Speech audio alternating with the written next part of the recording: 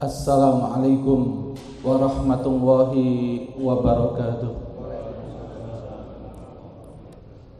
Bismillah walhamdulillah wassalatu wassalamu ala rasulillah Sayyidina Muhammad ibni Abdillah wa ala alihi wa sahbihi wa mawalah wa la hawla wa la quwata illa billah. Subhanaka la ilma lana illa ma'allamtana innaka antal alimul hakim. Allahumma alimna ma yanfa'una wanfa'na bima 'allamtana wa zidna ilman wa fahman wa amalan sholihan maqbulan. Allahumma inna nas'aluka khair hadzal yaum wa khair ma fi wa khair ma qabla wa khair ma ba'da wa na'udzubika min syarri hadzal yaum wa syarri ma fi wa syarri ma qabla wa syarri ma ba'da wa ja'alna wa iyyakum min ibadikas sholihin walhamdulillahirabbil alamin. Amma ba'd. Bapak-bapak, ibu-ibu, saudara sekalian yang dirahmati Allah SWT, syukur alhamdulillah pagi hari ini kita ditakdirkan oleh Allah bisa bertemu, berjumpa. Moga-moga ini pertemuan yang mubarak, pertemuan yang diberkahi oleh Allah SWT. Moga-moga majelis ilmu pagi hari ini bisa menjadi saksi nanti ketika di hari kiamat kita mendapatkan bantuan dan syafaat dari Nabi Muhammad SAW. Amin ya rabbal alamin.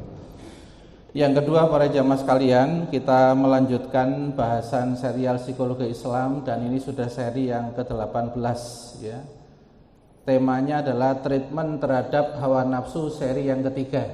Jadi kita sudah membahas bagaimana caranya, metodenya untuk mentreatment salah satu mesin jiwa kita yang namanya hawa nafsu, yang punya potensi merusak, punya potensi buruk, punya potensi menyesatkan. Gimana yang potensi buruknya itu tidak kena sama kita, potensi rusaknya itu tidak kena sama kita. Karena di dalam nafsu itu ada potensi fa'alhamaha fujuraha wa taqwaha. Kami berikan potensi pada jiwa itu ada fujurnya, ada takwanya. Bisa ke buruk, bisa ke takwa. Qad aflaha man zakkaha. Sukses kalau orang itu mampu zakka. Para jamaah, kalau jenengan baca di dalam kamus bahasa Arab, zakka itu dari kata zaka. Artinya bukan sekedar toharo. Zakka itu arti yang lain adalah an-nama, mengembangkan, meningkatkan. Maka sungguh beruntung kalau orang itu mau mengembangkan jiwanya. Jadi yang tumbuh berkembang itu bukan jasad aja, dari bayi yang imut-imut, habis itu agak besar, wajahnya udah nggak imut lagi, tambah besar lagi, kadang gemesin, apa jengkelin Pak? Ya, oh jengkelin kadang-kadang. Ya. Nah itu jasadnya tumbuh, pertanyaannya jiwanya ikut tumbuh nggak? Makanya perintahnya yang sukses dunia akhirat itu yang mau meningkatkan kualitas jiwanya. Maka Al-Quran memberikan urutan yang pertama, kualitas paling rendah namanya nafsu ammarah bisu. Dalam surat Yusuf ayat 53, inna nafsa la ammaratim bisu. Ada derajat nafsu yang suka sekali dengan yang buruk-buruk. Ya, kalau dikasih tahu ndak mau, Pak. Wangel tuturani. Wis angel tenan tuturani. Sampai ana wong gawe viral kalimat niku, Pak. Ya, karena dikasih masukan, kasih nasihat enggak masuk gitu. Sampai bojone wis wangel pokoknya bapake, kadang bapake, padahal bapake ya ngomong batin, padha wae. Nah, kalau nanti itu dibina, ditingkatkan ya dengan ilmu, ditingkatkan dengan takarrub, mendekat kepada Allah, nanti naik Pak menjadi nafsul lawamah. Ya, nafsul lawamah itu tidak lagi melihat keluar. Kalau nafsu amarah itu kalau ada masalah, problem, nunjuk keluar, salah lu. Ya gara-gara urusan ini. Gara-gara keadaan ini sing disalahno cuaca, disalahno kucing ya salahno Pak karo dhek itu. Padahal yo gak melu-melu wong kucing gak duwe pikiran, wong gak tahu sekolah. Ya, wong gak tahu sekolah kok disalah-salahno, nggih. Nggih Pak nggih. Nah, itu nafsu amarah. Kalau nanti naik, dia mulai lawamah. Lawamah itu mencela dirinya.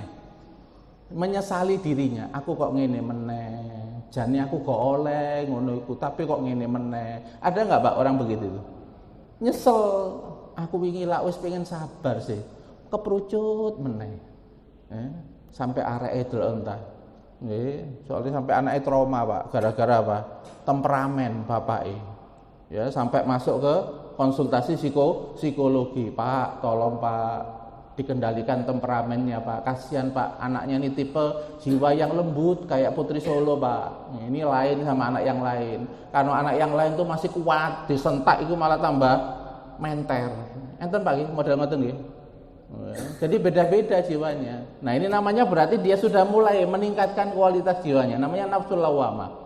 Nanti kalau diteruskan Pak, ditingkatkan, nanti bisa menjadi nafsul mutmainnah. Makanya bahasa Al-Quran menggunakan kata zakka. Zakka itu artinya meningkatkan. Tapi ada kata zakka yang artinya membersihkan. Nggak salah juga artinya membersihkan. Karena tahapan awal meningkatkan kualitas jiwa dengan membersihkan dulu yang jelek-jelek. Membersihkan dulu yang kurang-kurang di dalam dirinya. Nggak bisa langsung sempurna Pak. Nah itu kalau tekniknya Imam Al-Ghazali namanya at-takhali, dibuang dulu, dikosongkan dulu yang buruk-buruk. Habis itu at-tahali, tahali itu dihiasi yang baik-baik. Setelah dihiasi yang baik-baik nanti bisa tajalli. Ya, Allah akan menolong dia untuk jadi baik. Ya, Allah akan membantu dia untuk menjadi baik. Karena innang waha lama'al muhsinin. Allah itu bersama dengan orang yang punya komitmen. Pokoknya aku opo ae kedu metu sing apik.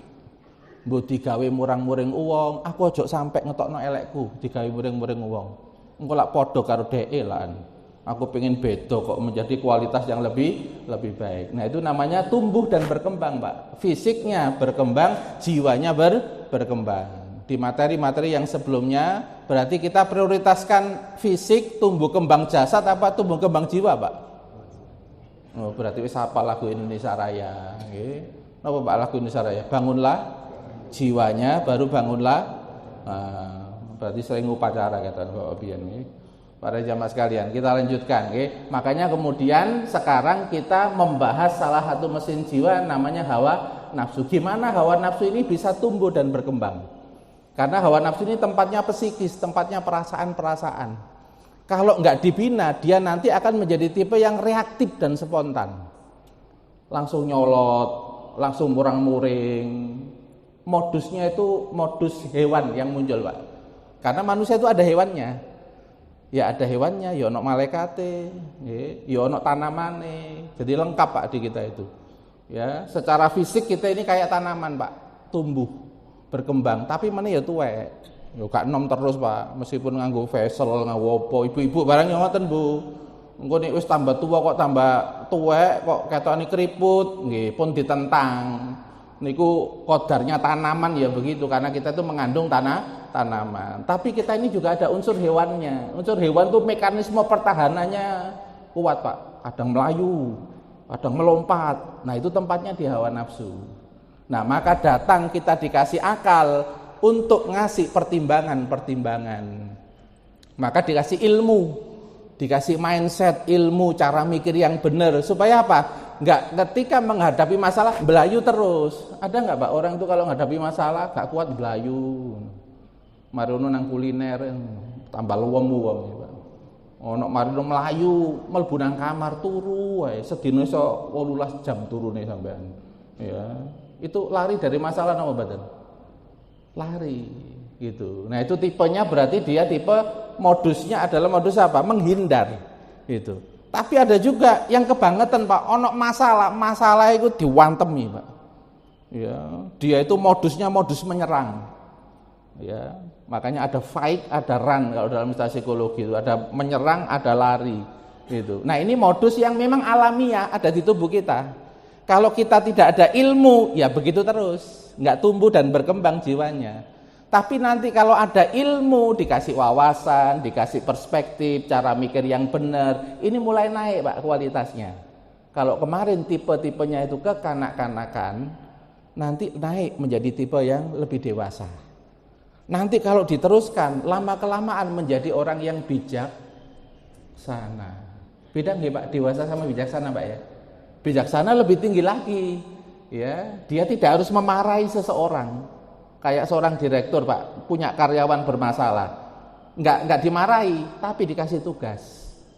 Yang tugas itu untuk ngasih pelajaran kepada dia, supaya dia itu introspeksi. Nah, itu tipe sudah bijaksana Pak. Ya, tipe yang bijaksana. Nek salah nggak langsung Pak, itu didamprat langsung di hadapan orang, enggak, karena tahu tipe anak ini tipe yang psikisnya lemah.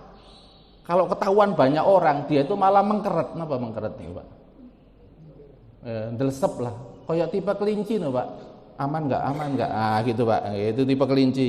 Kalau dalam psikologi tipe kelinci ini kelompok yang introvert. Ya, introvert itu sering mendem, mari ngono sensitifan. Nah, kadang-kadang pedian gitu. Niki kula mboten bahas jenengan lho Pak ya. Kok podo ya berarti ini bukan skenario sutradara. Ya pas podo ngono nggih. Para jamaah sekalian nggih. Nah, kita lanjutkan ya. Kita sudah membahas yang pertama cara mentreatment nafsu dengan menahan. Ya, dalam Al-Qur'an ada namanya shaum. Puasa itu adalah untuk mentreatment hawa nafsu. Untuk menahan hawa nafsu. Ada macam-macam puasa Pak ya. Ada puasa perut, enggak semua itu dilebokno. Nek iku panganan sing haram, ya tahan rek. Betul Pak ya? Ini ono peluang, iku ternyata harus mendolimi orang, ya jangan diteruskan. Karena kalau mendolimi orang, berarti kita ini ngambil harta, tapi dengan cara menyakiti orang lain. Nah itu diajari apa Pak? Menahan namanya. Itu namanya poso. Poso itu bukan poso perut tok Pak. Ada puasa perut, ada puasa lisan, menahan ucapan, ada puasa nafsu, menahan keinginan dan tuntutan, ada puasa akal, nahan dari mikir-mikir yang buruk-buruk, sampai puasa kolbu, puasa hati, menahan supaya di hati itu bukan makhluk dan dunya, tapi Gusti Allah. Fokusnya tetap Gusti Allah. Nah itu kalau berhasil Pak, kemampuan menahan biasanya dapat namanya junnah, perisai. Ono perisai nih Pak. Iso nangkis, diajak opo gak gampang ikut-ikutan, karena dia punya apa Pak? Mekanisme pertahanan. Ini kalau berhasil, ya asyam junnatun. Makanya orang tuh kalau suka nahan biasanya kuat Pak wong. Iya Pak nggih. Dengan kalau latihan barbel seperti ini Pak, itu berarti latihan nahan apa enggak? Latihan nahan, pertama 2 kilo, nanti tambah lagi 4 kilo. Kuat gak Pak lama-kelamaan Pak? Kuat. Nah, ada otot fisik, ada otot jiwa. Sama Pak. Orang tuh nanti awalnya kena 3 masalah. Awalnya rodok kelenger. Tapi suwe-suwe mari ngono apa? Rodok kuat. Nggih Pak nggih. Nanti tambah lagi dikasih Allah tambahan 5 masalah. Pertama apa Pak? Ya rodok kemeng-kemeng, nggih. Tapi ketika dijalani, tahu strateginya, tahu tahapannya, kira-kira tambah kuat gak Pak orang ini Pak? Tambah kuat, berarti mentalnya nanti tambah kuat apa enggak? Tambah kuat, berarti Allah itu ngasih beban itu untuk menguatkan atau menghancurkan? Bener Pak? Bener Pak nggih? Alhamdulillah, ya berarti lulus nggih. Kelas psikologi Islami lulus Pak jenengan berarti. Nanti kalau dikasih beban berarti aku tambah kuat. Itu filosofinya kurma Pak. Kurma itu kalau ditanam di dalam tanah itu dikasih beban batu dulu. Supaya apa? Supaya dia menghunjam ke dalam, akarnya supaya kuat ke dalam. Jadi gak metu se, awakmu nek pengen metu mari ngurusi wong akeh, kudu semedi. Ya, iku nek wong Jawa, Pak, filosofi Jawa, kudu meneng se. Ya, noto ati, noto awak, noto kekuatan. Ngoten Pak nggih. Soale sing sepuh-sepuh biasanya ketemu karo wong sepuh Jawa, nggih. Niku filosofi Jawa. Ten agama nggih sami.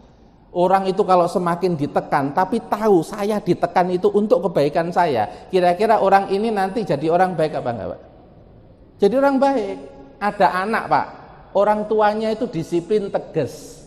Ya, kalau anak paham disiplin dan tegasnya orang tua ini bentuk sayang apa enggak? Bentuk sayang. Memang waktu kecil dia agak repot, enggak kayak teman-temannya yang dibiarkan bebas. Tapi lama-kelamaan anak ini paham enggak Pak? Seiring dengan umur akhirnya. Paham, jadi anak yang baik. Nah ini yang namanya apa? Menahan itu sebenarnya menguatkan. Makanya kalau nanti orang itu sering puasa Pak, biasanya lebih kuat. Ya, kuat apanya? Jiwanya. Fisiknya pun juga nanti lebih kuat karena terlatih dalam keadaan banyak makanan dan terlatih dalam keadaan kurang makanan. Betul apa betul? Ini filosofinya Pak. Yang kedua, kalau sudah pakai jurus menahan, nek silat itu menahan, itu menangkis. Nah, yang kedua mengalihkan.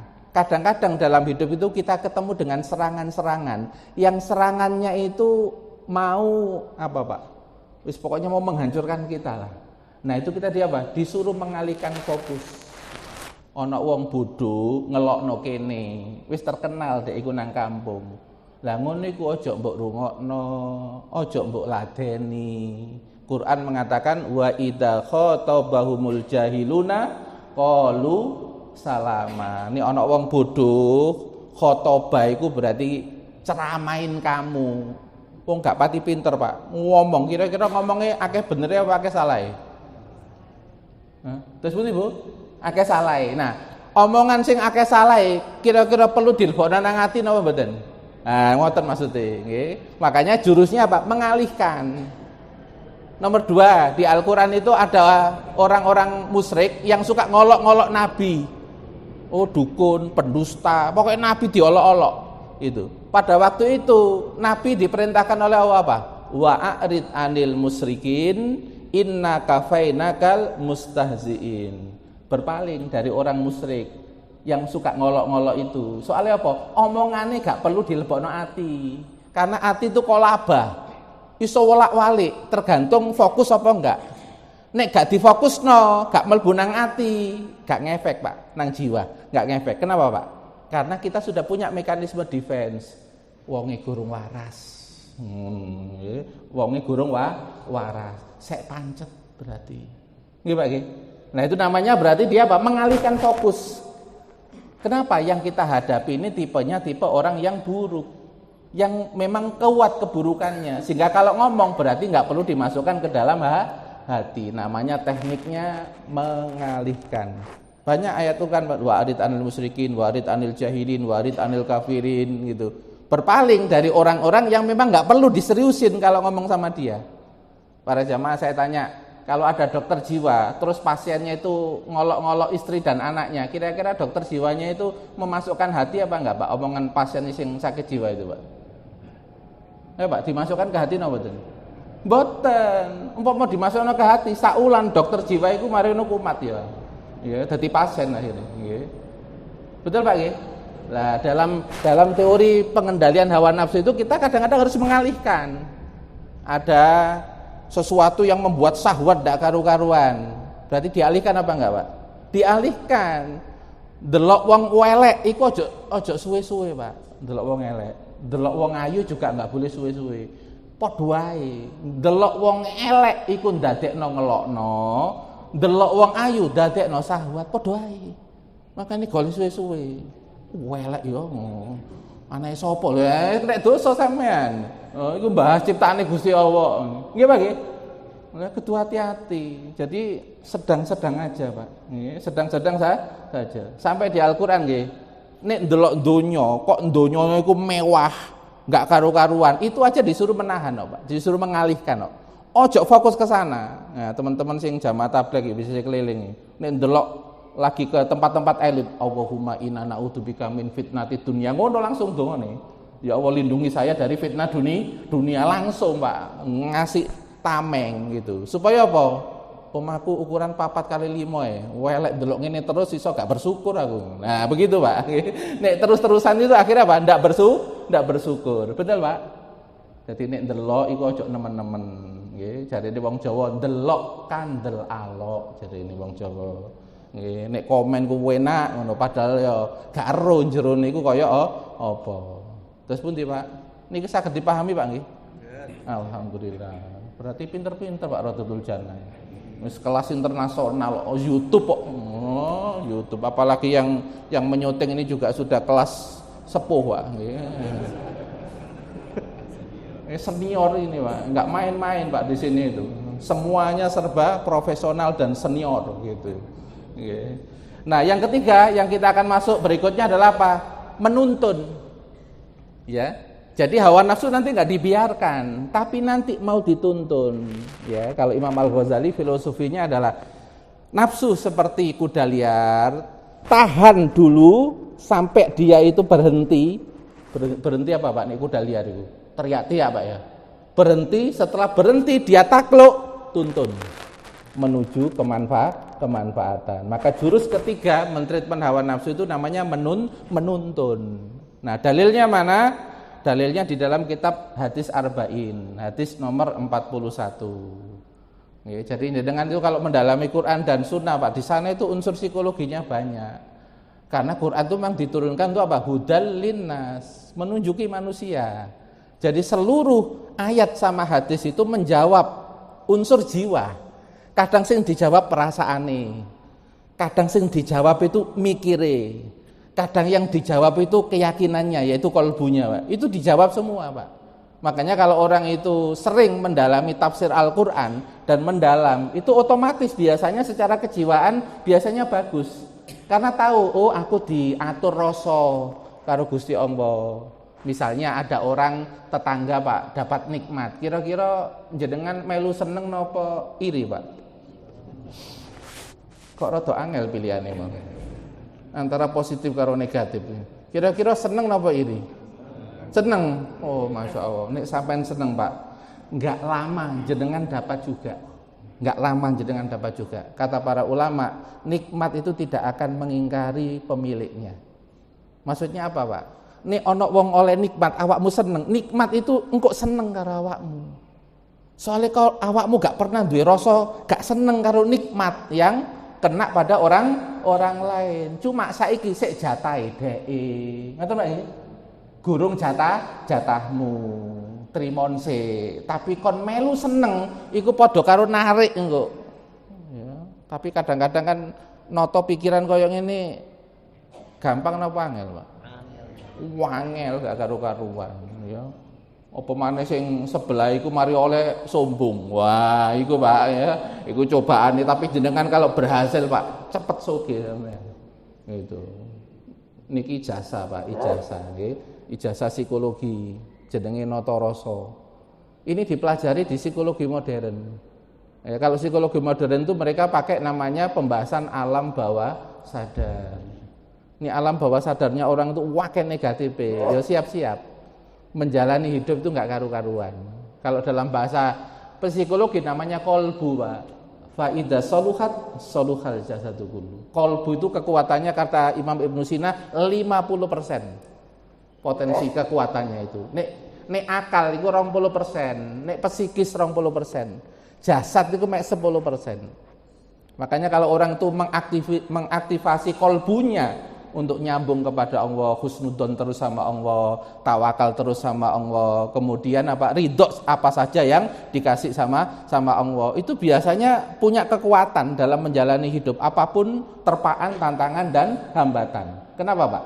Nyambung sama zat yang tidak pernah lemah, nyambung sama zat yang tidak pernah nggak tahu apa-apa, ya karena Al-Hadi memberikan petunjuk. Wong bingung akhirnya tenang, ya wong bodoh akhirnya pinter. Alamal insana malam ya'lam, kan begitu Pak Qur'annya, mengajarkan manusia yang awalnya dia nggak tahu.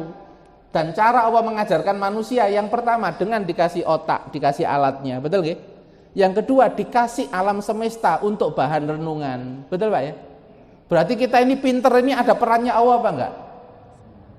Ada perannya. Makanya fabi ayyi ala'i rabbikuma tukadziban. Semua itu ada perannya Allah. Makanya dalam Al-Qur'an maka nabikum min nikmatin faminallah. Apapun nikmat yang nyampe kepada kalian itu semua ujung-ujungnya kalau mau merenung itu dari Allah Subhanahu wa ta'ala. Nah, kalau orang itu sampai pada hakikat seperti ini, berarti dia sudah meniru Nabi Sulaiman. Hada min fadli Rabbi. Ini karunia dari Allah. Meskipun ada ikhtiarnya, tapi tetap mengatakan apa? Ini karunia dari Allah. Tapi kalau korun, iki usahaku, iki kepinteranku. Aku nek gak melu pelatihan yo gak iso. Aku nih gak melu seminar ya gak iso. Iku lak pikiranmu. Betul Pak? Bukan pakai rasional toh Pak, kita ada iman. Ada orang itu gak berikhtiar tapi dikasih Allah, bisa gak Pak? Bisa. Bunda Maryam itu fokus ibadah aja, moro-moro teko panganan. Betul Pak ya? Tapi sampeyan ojo niru, gurung makome, ibadah sik nola-nole, maca Al-Fatihah ya kadang eling pasar, barang eling utang gitu. C levelnya Pak. Level yang sudah dapat makanan begitu, level yang khusuknya itu gak karu-karuan. Wis gak mikir duit tok. Sampai duit iku teko-teko dhewe. Itu kalau teorinya ulama, orang tuh kalau khidmat kepada Allah, maka dunia akan menuju pada dia. Tapi menuju ke sana itu butuh perjuangan. Betul, Pak? Alhamdulillah Pak Radul Jana insyaallah pinter-pinter. Muga-muga soleh. Penceramahnya dan jamaknya muga-muga semuanya husnul khotimah. Amin. Nggih kula aja ndongakno jenengan tok kudu eling kula barang, Pak. Ngono. Mosok ndongakno sampean tok. Aku ya pengen ketut tok gitu. Soalnya kekuatan jamak itu lebih kuat Pak daripada penceramah. Makanya saya juga pengen nutut barokahnya jamaah. Ngoten nggih Pak nggih? Nggih. Nah, hadisnya adalah la yu'minu ahadukum hatta yakuna hawahu taba'an lima ji'tubi. Tidak sempurna iman seseorang hingga menjadikan hawa nafsunya tunduk mengikuti syariat yang dibawa oleh Rasulullah sallallahu alaihi wasallam. Jadi targetnya Pak jenengan tuh imannya akan sempurna kalau punya cita-cita.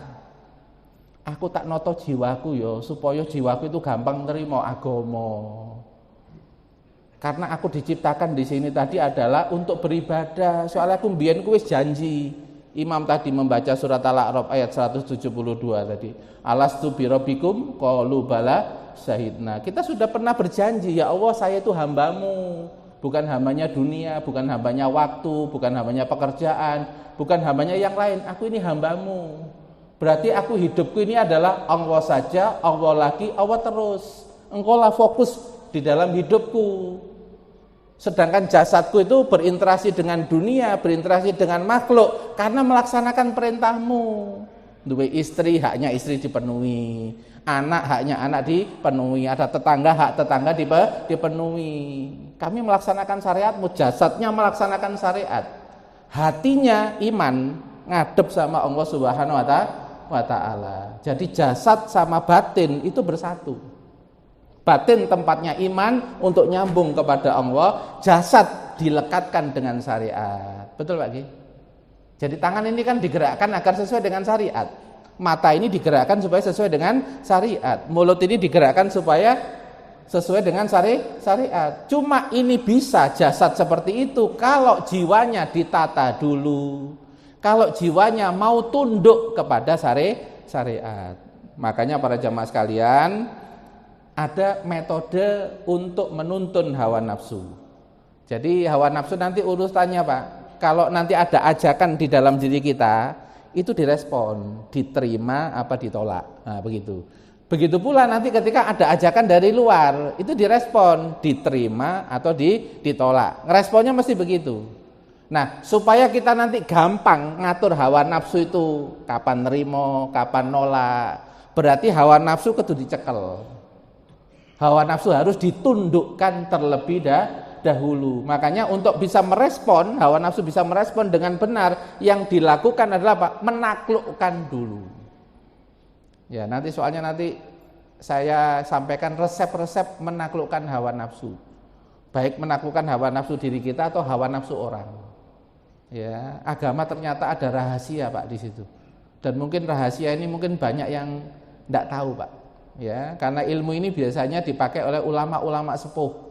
Ya, ketika mau menangani orang-orang yang bermasalah, mau menangani orang-orang yang jahat, orang-orang yang buruk. Ini biasanya pakai teknik ini, Pak. Teknik menaklukkan dan menuntun hawa nafsu. Pertama apa para jamaah sekalian? Ternyata untuk menaklukkan hawa nafsu itu pakai pendekatan iman dulu, harus nyambung kepada Allah. Karena pemilik jiwa itu siapa, Pak? Allah.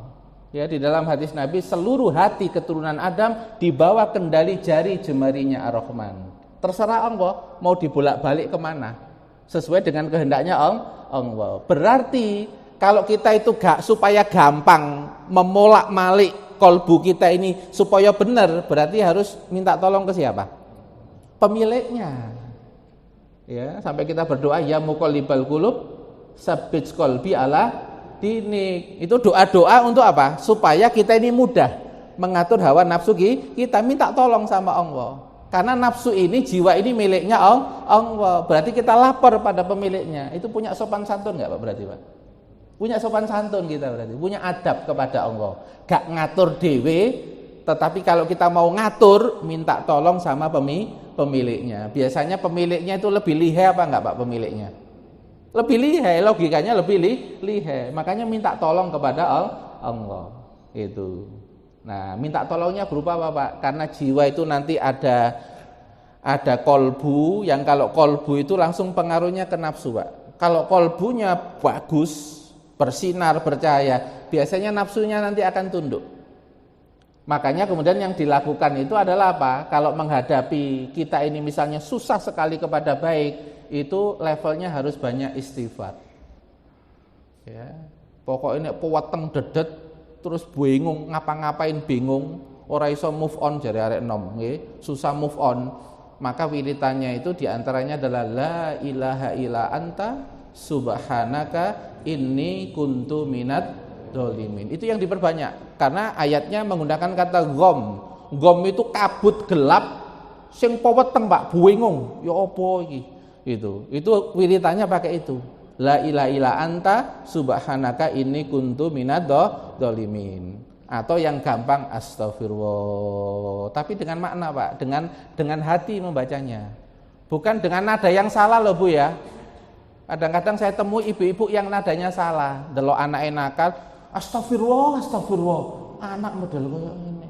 Lah itu namanya membaca astagfirullah, tapi nadanya kurang pas ya. Karena astagfirullah itu nadanya merendah, melembahkan Pak. Karena kalau hatinya itu melembah, nanti biasanya dapat hidayah. Makanya baca astagfirullah itu nadanya adalah merendah, mengaku salah, mengaku banyak khilaf, mengaku banyak ini. Astagfirullah itu sampai diingat Pak, banyak dosanya, banyak salahnya, dan tidak punya pikiran merasa paling baik dengan orang lain gitu. Meskipun ndelok wong tuwek mau kok salate keri, aku wis disiki, gak terpengaruh Pak, aku elek memang. Mek tak delok wong tua iku kan mek saiki, tapi kan dia lebih lama ibadahnya dari saya. Jangan-jangan anaknya ada yang mustajab, anak soleh, saya bisa kalah. Ini namanya apa? Tawadhu, melatih rendah. Itu. Nanti lihat anak kecil atau anak muda kok gak gelem sholat jamaah, terus sampean ku wis iso sholat jamaah, yang dilihat apa? Dia masih baru balik. Aku wis suwe tuwek wisane. Nek diukur aja dosaku luwih akeh timbang arek enom iku mau. Dek balike gek 2 wulan Betul Pak ya? Kalau mikir begitu kira-kira kita akhirnya bisa nggak merasa lebih baik dari orang lain? Nggak bisa Pak akhirnya. Ya, karena wala tuzakku anfusakum, jangan merasa bersih. Karena kalau merasa bersih, biasanya kalau orang itu sudah merasa matang, endingnya apa? Busuk. Kalau sudah merasa matang itu endingnya busuk. Seperti buah Pak ya. Buah itu nek wis mateng, endingnya apa Pak? Busuk. Maka kita itu harus merasa belum matang terus. Supaya apa? Nambah sampai menghadap kepada Allah. Karena yang memberikan final kita matang cuma haknya Allah. Nek komen menungso iku ya gak iso bener, gak iso salah. Wong dek iku sesuai kapasitas. Makanya gak usah baperan. Ya, sampean kok dilokno kurang sabar. Padahal kini perjuangan nih gak karu-karuan, Pak wis nahan-nahan. Kan ada Pak ya, tipe orang begitu ya. Itu. Kalau tipe orang baik melihat orang kurang sabar bukan dikatakan gak sabar, Pak. Top hebat sampean, iso ngono hebat sampean, malah motivasi. Benar Pak ya? Kira-kira mau yang milih pertama apa yang kedua Pak komunikasinya? Yang kedua aja Pak ya. Nah, yang kedua itu namanya mencerahkan ya dan memotivasi. Tapi kalau yang pertama itu nanti apa? Malah jebloskan ya, malah membuat orang itu tidak semangat untuk sabar. Soalnya jadi emosi. Itu teknik komunikasi Pak. Itu biasanya dipakai konselor. Kalau ada orang klien datang nyeritakan masalahnya, ya konselor itu tahu ini ibu iki kurang sabar, karo bojone kurang karo ini, tapi nggak boleh Pak. Konselor itu ngomong sampean kurang sabar, dek mau batin, sampean enak gak ngalami gak ngalami sampean. Aku 5 tahun ngalami, enak bojo sampean ustadzah. Ngono Pak komennya Pak, bisa Pak. Itu. Ya, makanya kalau mau menyembuhkan orang itu bukan dengan menyalahkan, bukan dengan menunjuk. Tetapi tahapan awalnya memberi apresiasi dulu dari kebaikan-kebaikan yang sudah dia mulai sesuai dengan kapasitas. Itu termasuk salah satu teknik supaya hawa nafsunya orang itu tidak liar, ya, dan nanti mudah dituntun. Harus dikasih yang namanya apresiasi, ya. Nah, teknik memohonkan ampun dan mendoakan ini kalau kita memohonkan ampun untuk diri kita, kalau kita menghadapi pasangan yang jadi musuh, anak yang sekarang konflik dengan kita juga harus rutin meminta ampun kan. Karena kalau anak itu sampai berdosa kepada orang tua, kira-kira dapat ridho enggak Pak dari Allah? Enggak dapat ridho. Berarti kalau enggak dapat ridho, dia dengarkan khutbah Jumat, masuk apa enggak Pak? Enggak masuk. Makanya nek ketemu anak nawakal gak karu-karuan, wis balik tapi Bu ya. Ini syaratnya udah balik. Ini arek 8 tahun kok nakal, iku bukan ya Allah ampuni dosa, enggak dosa arek iku keliru. Ya wong 8 tahun ya. Nek ana 8 tahun, 10 tahun kok bantahan gurung balik, iku nguji kesabaran bapak ibuke. Pengen ngelatih sabar bapak ibuke, ketelatenan bapak ibuke wong gurung duwe dosa kok. Ya Allah ampuni anak saya ini. Wis 8 tahun bangkel. Ya salah, malaikat bingung. Iki duwe dosa apa malaikat iki? Pun salah nggih. Jadi yang saya maksudkan ini anaknya yang sudah balik, sudah terkena dosa. Terus dia itu nakal, kejebak dalam pergaulan. Nah, itu memang harus rutin Pak diminta ampunkan. Supaya apa? Engko nek pelajaran agama nang sekolah, nek ibu bapak itu meminta ampunkan, iso melbu pelajaran agama. Engko nek ngelu khutbah Jumat, iso melbu soalnya apa? Kehapus, Pak. Ya, karena dosa itu menjadi nokta hitam yang menutup kolbu.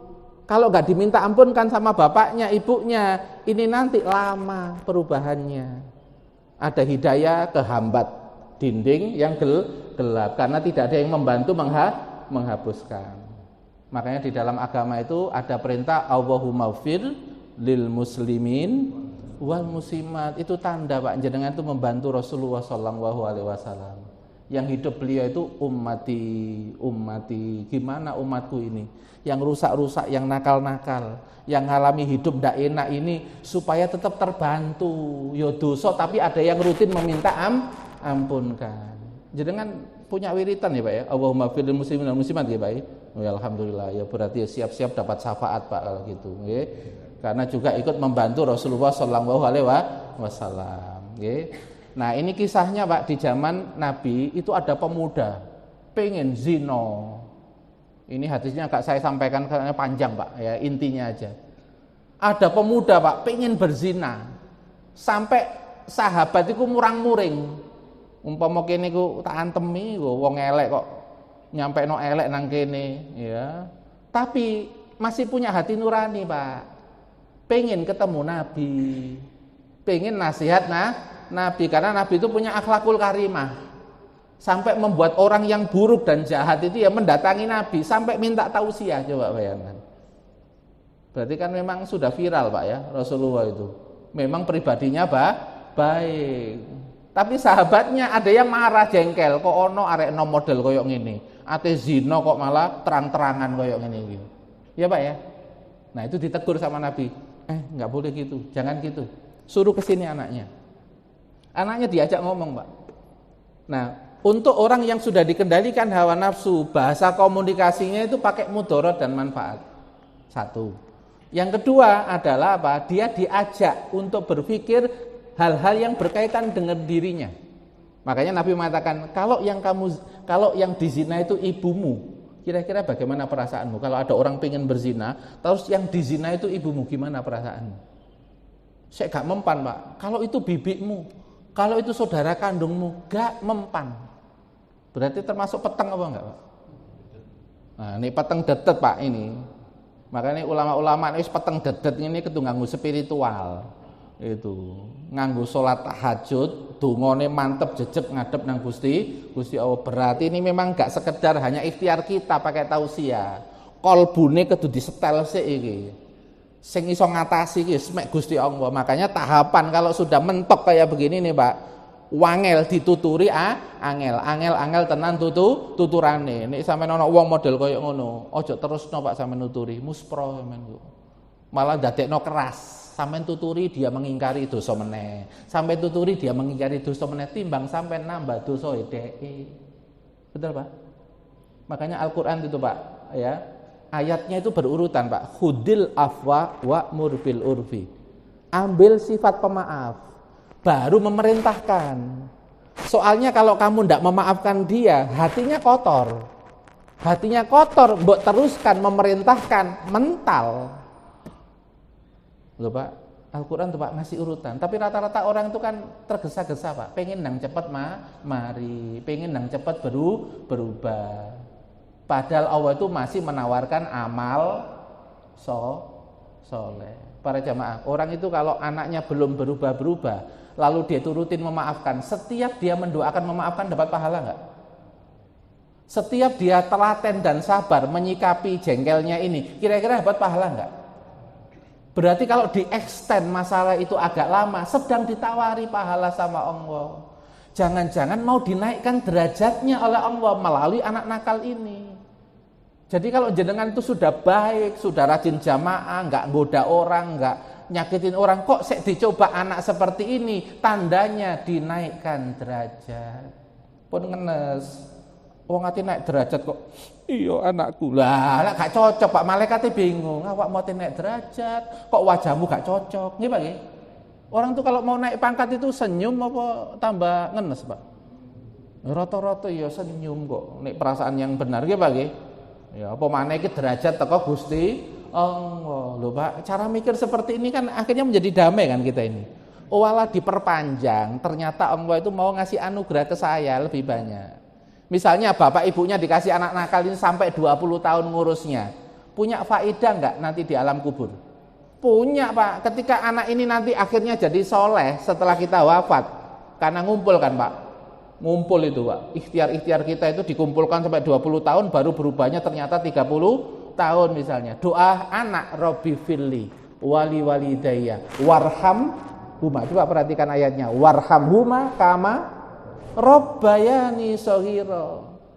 Nek sing telaten sampai 20 tahun ngurus, jempalian jare wong Jawa iku.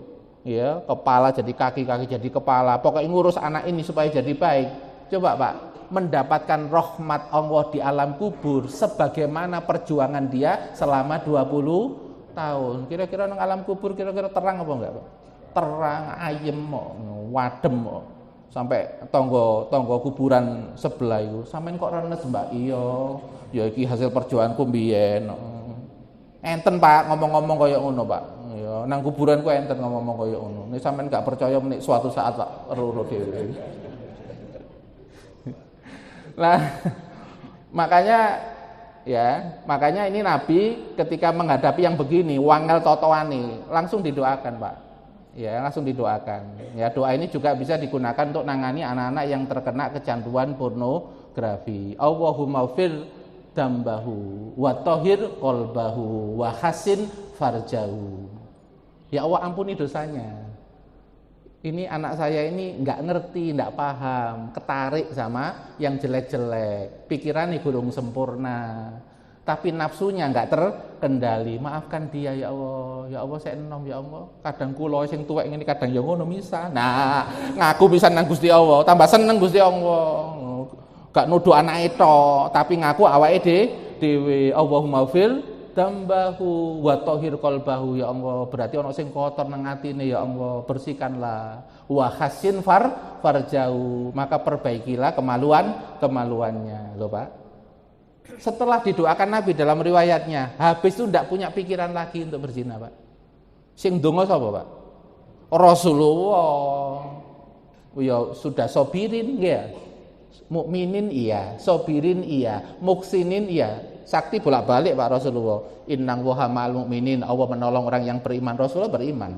Innang waha ma'al sobirin, Rasulullah sobirin. Innang waha ma'al muttaqin, Rasulullah bertakwa. Innang waha lama al muksinin, Rasulullah baik terus, nggak pernah ngerespon yang jelek dengan jelek, ngerespon yang baik. Sakti Pak, ndonga pisan tok ngefek. Nek saya sampean, gak jamin pisan langsung mari anake. Ya, jadi betul berulang ulang Pak doakannya, ya menjadi doa harian agar terhindar dari perkara-perkara yang arahnya perzinaan atau mendekati zina. Itu. Niki suara apa? Oh, suruk ya? Gak kroso ya? Pirang slide nih Pak. Nggih. Nah ini Pak ya. Ya ayyuhalladzina amanu inna min azwajikum wa auladikum aduwwalakum. Ada di antara pasangan kalian dan anak-anak kalian musuh buat kalian. Berarti nek wis ketemu pasangan iku tukaran, terus gak cocok, terus berarti sudah ke musuh. Duwe anak kok tuturannya angel sakarepe dhewe, berarti sudah mengarah kepada musuh.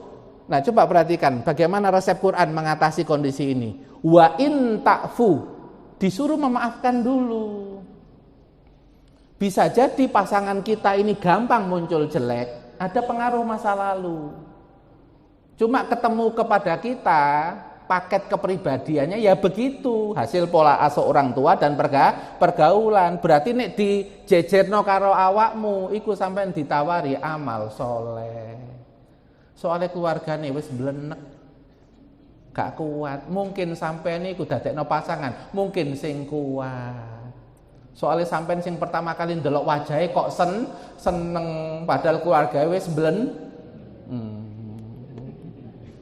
ngono Pak, niku berarti kan karena orang itu bisa menolong kalau punya seneng dulu, sakno yo. Ada Pak klien tuh datang kepada kami. Ya cerita. Dulu pasangan saya itu begini Ustazah, ya orangnya itu begini, saya tahu sih ada jeleknya, tapi saya itu kasihan. Makanya gak apa-apa lah, elek-elek kayak gini tak tampani, tak dandani. Ada Pak yang begitu tuh Pak, datang ke klien itu Pak. Tapi yo ngalami Pak efek buruk daripada pasangan ini. Itu. Nah, kita jadi konselor kan akhirnya kan ngomong, Mbak, ya, sampean pas milih dek iku pakai tes kepribadian ta. Pakai Pak dulu, Pak. Enggak pakai kok pokoknya rada sedep ngono terima. Nah, gak tes kepribadian detail apa enggak pakai. Makanya ya gak pakai teliti ya siap-siap. Gitu. Ketemune setahun 2 tahun baru ketok. Nah kok ngene. Lho kok oleh ngono wis dipilih kok. Wis kobil tuh kok ndangkok ngene. Iku jenenge gak hormat karo Gusti Allah, nggih, gak sopan santun karo Gusti Allah. Berarti nek wis kobil tuh berarti takdire teko Gusti Allah iki pasanganmu. Berarti dikai jatah sing kaya ngene. Trimon jatah iku aja mbok buak. Kok iku buak jatah takdir iku ya gak hormat karo Gusti Allah. Mosok duwe anak cacat, buta, marono paru-parune bocor, wis anak kok model ngene tak buak ae, yo gak hormat sama takdir Gusti Allah. Tapi kalau hormat Pak, meskipun buta, paru-parunya bocor, dirawat, akhirnya apa? Viral Pak itu, Putri Aryani itu. Nggih Pak ya? Muncul kepiawaiannya. Nggih, gitu Pak ya? Jadi kalau dikasih yang jatah-jatah yang enggak enak itu tantangan. Kira-kira iso open enggak? Kira-kira iso telaten enggak? Kira-kira bisa punya endurance enggak untuk merawat? Nanti ono keajaiban. Karena seperti ungkapan Imam Ibnu Athaillah, rubama mana'aka fa'atoka. Kadangkala kamu ditahan dengan musibah, dengan takdir yang enggak enak, fa'atoka. Kamu nanti mau dikasih anugerah. Tapi rawatan se anugerah kungko. Rawatan se telatenono se anugerah itu berikutnya. Ojo arep-arep anugerah tapi gak telaten. Niki salah rumus apa mboten, Pak? Salah rumus. Telateno sik, jalanono sik, ndonga terus, ana wayahe. Gusti Allah mboten sare, ana wayahe. Banyak Pak kisah-kisah begitu. Bojone luwara Pak, kanker sampai stadium 4. Istrinya akhirnya apa Pak? Bukan dibuak Pak, malah belajar refleksi, coba bayangkan. Belajar pengobatan sampai diobati dhewe, waras Pak. Sampai bisa membuat sekolah refleksi. Suaminya masih hidup, malah istrinya wafat duluan. Dapat jariah apa enggak Pak?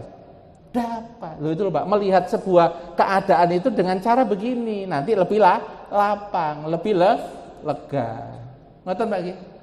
Jadi nanti kalau ada pasangan yang jadi musuh, kemudian anak itu jadi musuh, masih ada potensi dia nanti akan jadi sahabat kita lagi, orang terdekat kita lagi. Tapi dikasih tantangan, iso metu sikap terbaikmu apa ora?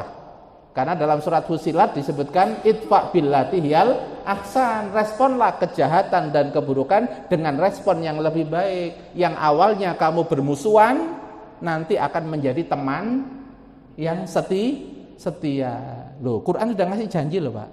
Tapi syaratnya satu, iso enggak konsisten, amal terbaikmu itu selama masalah ini ada, awet, amal terbaikmu itu awet. Ojo sabar, murang-muring, menisuk sabar, murang-muring meneh, yo gak waras-waras Pak wong iki kok. Wong obate gak telaten, nggih Pak nggih. Positif, negatif meneh, yo tetap gak berubah. Jadi Allah menunggu istiqomah dalam kebaikan, istiqomah dalam sikap-sikap baik. Engko ana wayahe, wis ana panitiane bagian ngatur jam piro dhek berubah, waktune kapan. Sampean fokus ae Pak nyeting diri supaya keluar amal yang terbaik. Kalau mikirnya begitu lebih tenang apa mboten Bu? Enggak Pak, ibu-ibu tenang mosok kalah Pak sampean karo ibu. Tapi memang rata-rata Pak, wong lanang kalah Pak karo wong wedok, ya. Karena dalam hadis itu perempuan itu ibumu, ibumu, ibumu. Berarti berapa Pak ibunya Pak? 3. Bapaknya berapa? Ya, makanya ibu telu, bapak sampean kok guyu bukan istri ini, ibu kok.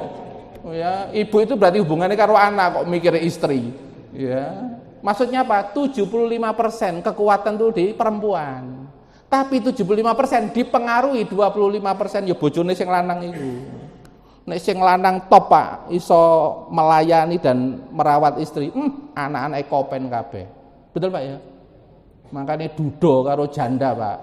Iku nek duda ditinggal istri, gak kopen anake. Betul nggih? Langsung sepakat Pak, betul gitu.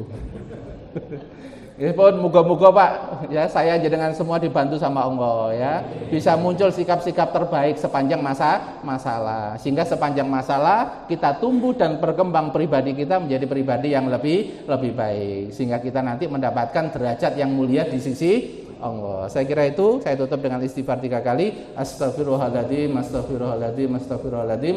Subhanaka Allahumma bihamdik, asyhadu an la ilaha illa anta, astaghfiruka wa atubu ilaik. Assalamualaikum warahmatullahi wabarakatuh.